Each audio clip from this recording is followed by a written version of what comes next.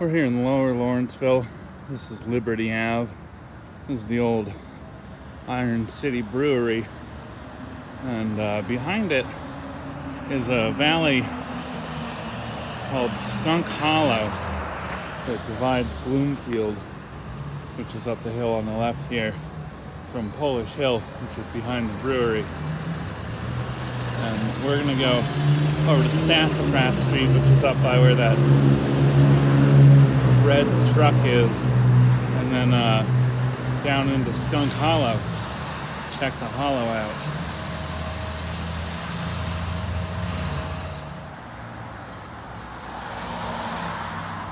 We've come up the block a bit. This is Sassafras Street right here, and the whole rest of Liberty.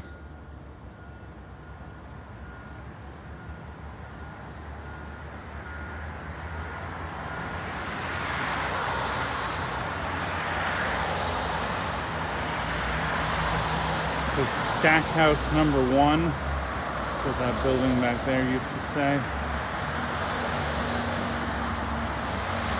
I think these front buildings are some of the oldest ones on the site. Started as a little brew pub and just grew and grew and grew since 1861.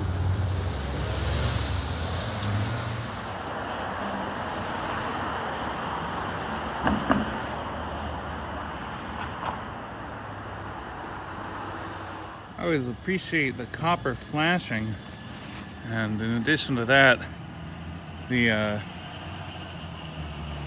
ghosts of the two windows there.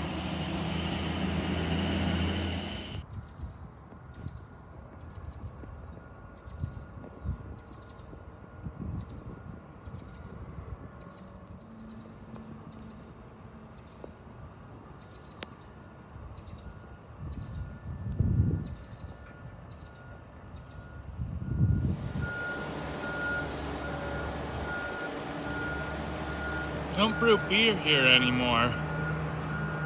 It's been about 15 years since they brewed anything here, and before that they brewed it out in Latrobe, PA. About a decade ago, this whole site was purchased by a big construction corporation. They basically been using it as a staging yard for all these other commercial and residential projects in the area for the last decade. So this is actually a carefully controlled inventory of culverting pipe and all kinds of other heavy materials for construction. This used to be the marshalling yard, of course, for the whole fleet of beer trucks delivering kegs and pallets.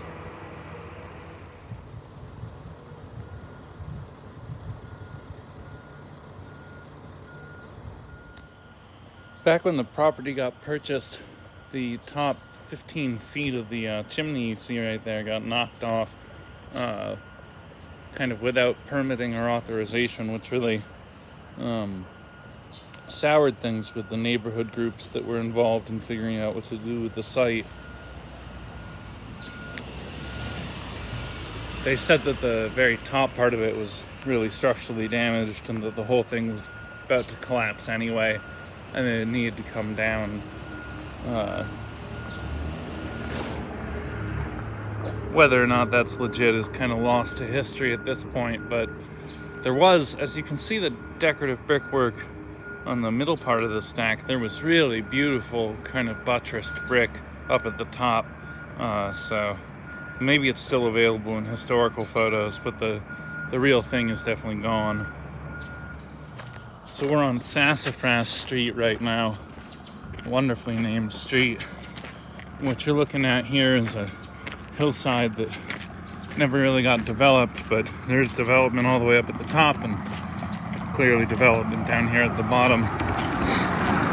Totally disturbed hillside. It's been cut and replanted and left to rot and left to molder and mind itself for a long time. So in the summer, these are huge stands of giant knotweed. It's a little hard to appreciate, except maybe looking kind of over here at the telephone pole, just how tall these guys are. 15 feet, maybe higher. See the grapevines are taking down some of these taller trees.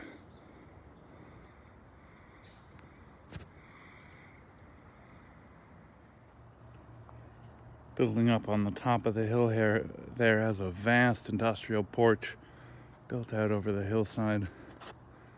Looks like a little bit of dry storage underneath. So now we're at the back end of the brewery property. And this is the kind of aggregates and gravel yard that they have set up out here.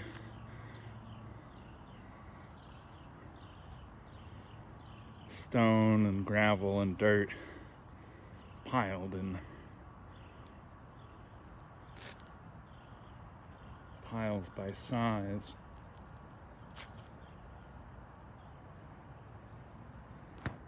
And the Kleeman here is a big sorting machine.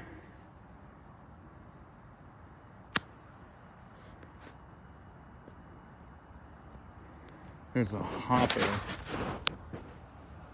up here, and you feed gravel in, and then it goes into this big sorting thing which shakes it around through screens, and the stuff that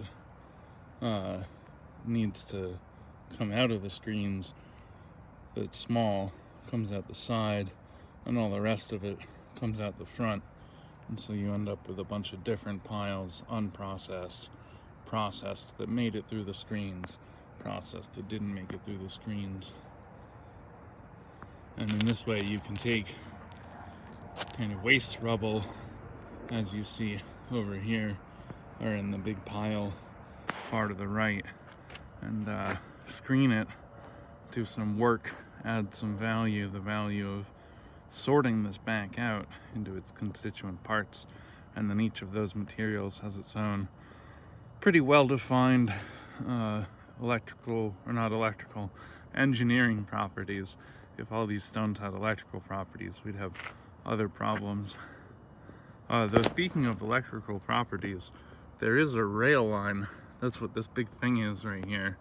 That is a big rail signal. Here at the top end of the brewery property, Sassafras kind of makes this big bend, like this blue car is doing.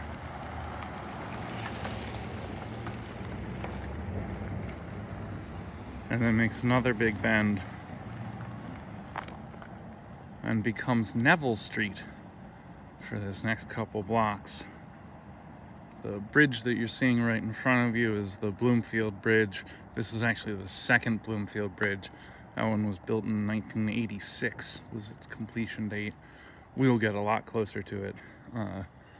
But you should take note, it's really only held up by those big cement guys that you see here at a distance, and not a lot else. So it's a pretty impressive structure, pretty amazing in its engineering, but definitely very 1980s in its execution.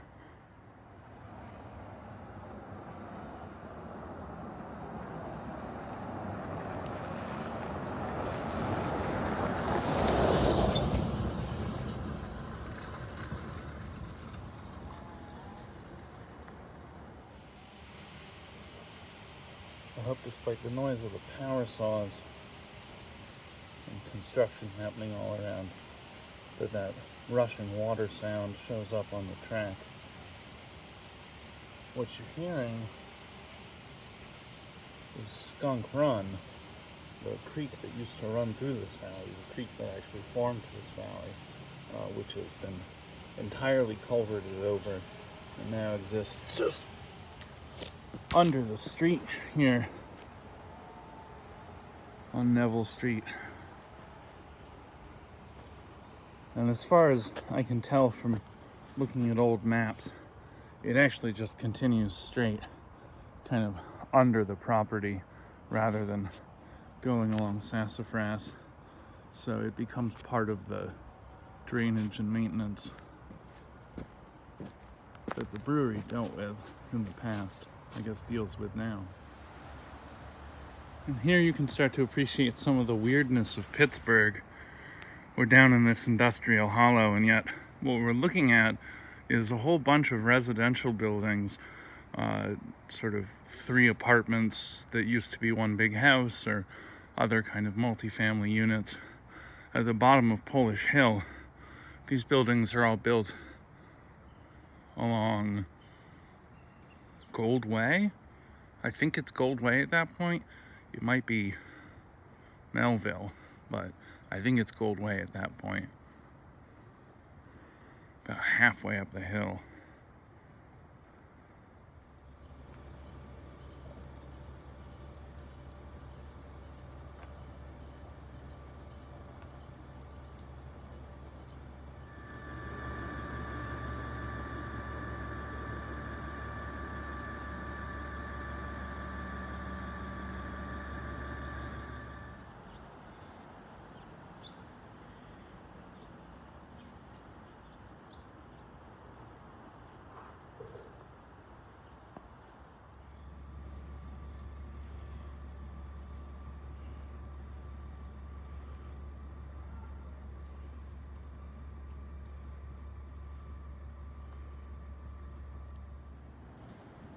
Down under the bridge here is Iron Eden, which is a carefully managed property where they make wrought iron sculptures, they cast stuff out of steel. I think it was run as a bed and breakfast for a little bit. They have an event space up on the roof there. That's what all the lights are for. I've never actually been inside, though maybe 15 years ago, maybe 12 years ago, people I knew who knew some other people, those people had gotten drunk and taken a big heron statue from Iron Eden, and I think basically carried it up this hill and put it in their living room. And then they moved out about 8 months later, and I was over there for brunch. I'd never met them before, but I did have a pickup truck, and so I came back at night that night, and we put the heron in the pickup truck, and we drove down, and they unloaded the heron and returned it. They never meant any harm. They were super wasted when they took the heron. They didn't even realize what they had done for a couple days. So that's Iron Eden. Here's Iron Eden from the front. I remember those gates very well because I think opening those gates might have triggered some kind of alarm when we were putting that heron back. I do love these rigs though. These trucks are all hand welded. They're really beautiful.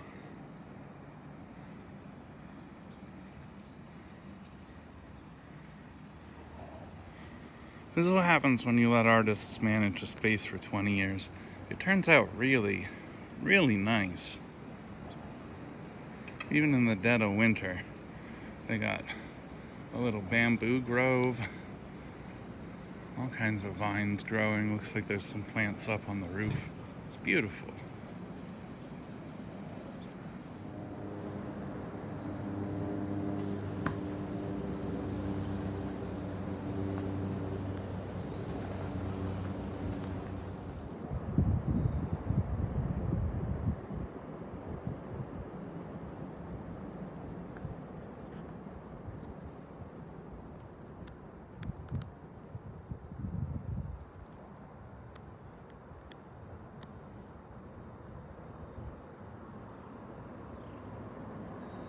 You see the railroad tracks. Above them, the East Busway. And actually, just between the East Busway and the close railroad tracks down at the base here, up at the same height as the busway, it's a little bit hard to see, but there's another set of railroad tracks. One of these is a Norfolk Southern line, one of them's a CSX line. They both go right through the city. The Norfolk Southern one is, I think, co-owned by Allegheny Valley Railroad. They both are sort of co-managed by Allegheny Valley Railroad. Somebody's moving something big.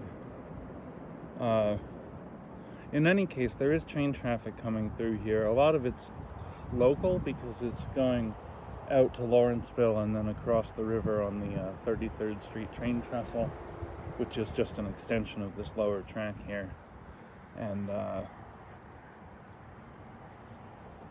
yeah, it's like a big rail hub, in addition to also having a bridge carrying Bigelow Boulevard, or I guess Bloomfield. I don't even know what that street is called at the point that it's crossing Bloomfield Bridge. Might be called Bloomfield Bridge Street.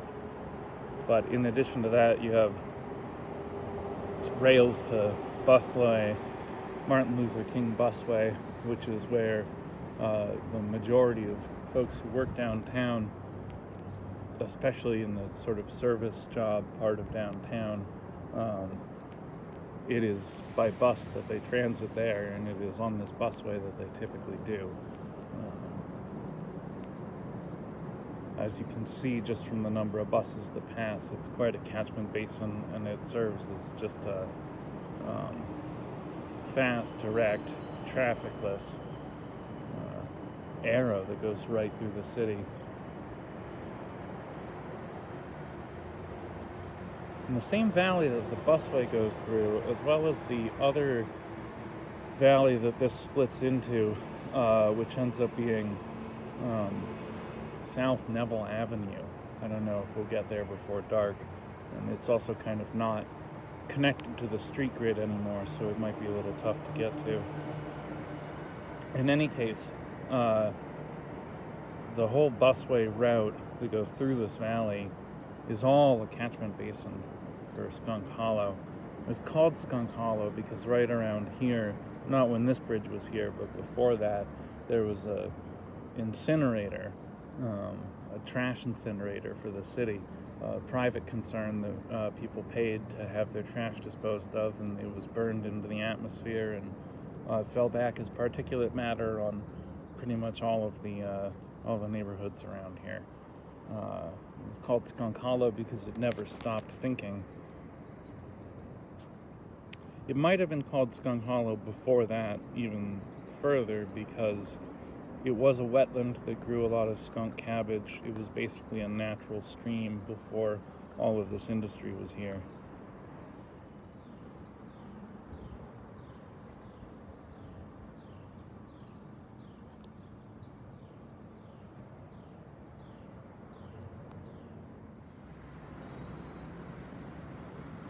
We transitioned from this street being called Neville Street to being called Lorigan Street at this point. We've also switched neighborhoods. We're firmly in Bloomfield now that we've gone under the Bloomfield Bridge. And Lorigan, I'll note, is held up above this hillside entirely by this ancient wall. This wall must be 120 years old. They just don't build them like this anymore at all. It's got weeping holes for drainage, as you can see up close on this part of the wall here. This is shaped shale, the full thickness, all mortared together. The people who knew how to build like this are all dead now. When I moved here in 2004, maybe the last group of them was in their mid-80s, but this is a kind of construction technology that we've just lost. You couldn't try to build this wall this way now. If you tried, you couldn't find the manpower that knew how to do it right, not at a cost that would make the wall feasible to build. Nowadays, you'll build more like the retaining wall down at the bottom here. You know, Legos.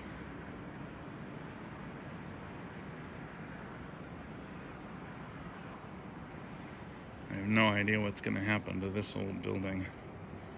We are quite far above it.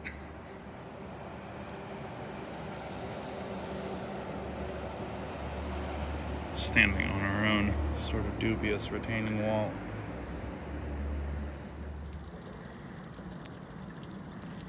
You can hear it more than you can see it, but underneath all this brown knotweed is not just a trickle coming out of the hillside, but the drainage for all of Bloomfield below Liberty Ave.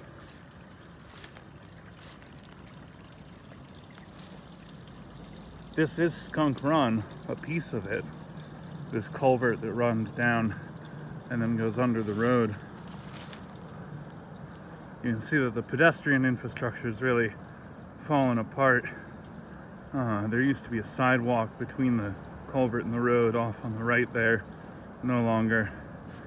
This used to be a maintained sidewalk by this huge Victorian wall, but as you can see, there's kind of trees growing through it now, though the curb's pretty intact.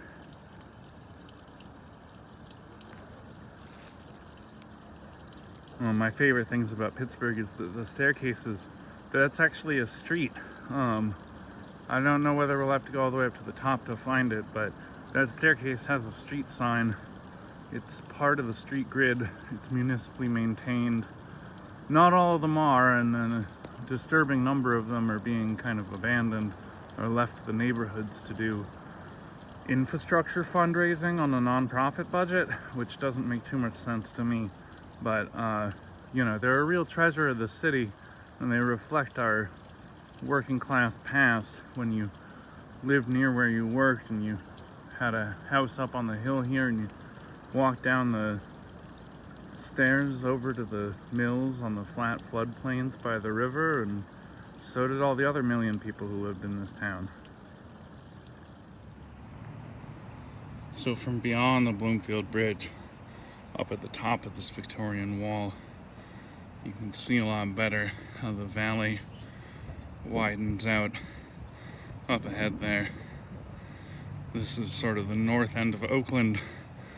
Polish Hill is coming off to the left, and then you can see the busway, the rail line next to it, the rail line lower down, and you can just kind of make out the road that we've been walking on, whichever name it's called down there. I think that might be Neville Ave, that part of it. And just take a look at all the moss on this wall. You know, I think this is the real beautiful outcome of this older style of building that we've lost. That if you give it 100 years, nature really does just really elegantly give it this beautiful patina.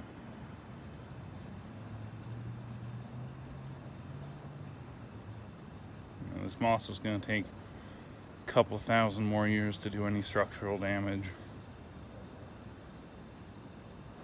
So we came up from way at the bottom of the valley here.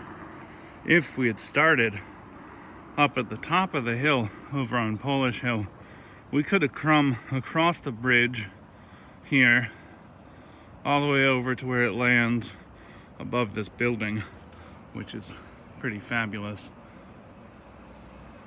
We could take it over to Liberty, and then from Liberty we can take Ella down here. This is Ella Street Extension. These steps are these encouraging steps. And we will try to ascend these guys. But the reason to come down here is to see this masterpiece of welding, you know, permanently bolted to the concrete. Please don't deface it or move it. Many have tried, many have failed. A great little truck, familiar for this steel valley that we're down in.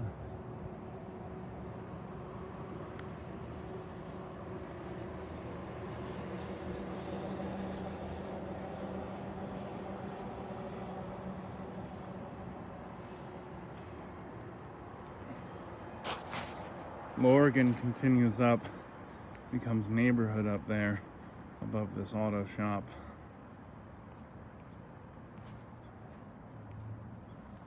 I think I'm gonna head up these steps, stop at a grocery store, get a frozen pizza, Nice fancy kind. Call it a good day. I guess the street lights turning on means that it's really dark, though it's kind of just hard to tell. It's been gray all day. That's how we like it here.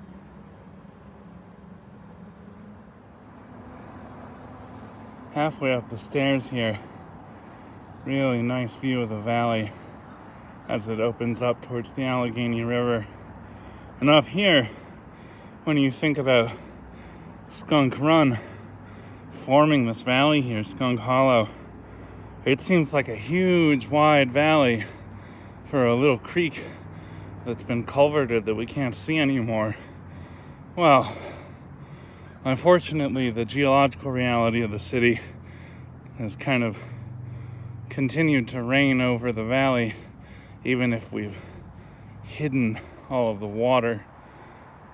A26 is the name of the combined sewer overflow that's out at the end of the valley, where it really meets the river, as the third largest single point of pollution in the county. We don't even keep track of the number of combined sewer overflow days coming out of that thing, because it's all of them. It just never stops letting untreated sewer water right into the Allegheny. And it's because this valley drains about a third of the city's area. A whole bunch of residential East End is all drained by this one same water system, no matter which way you cut it.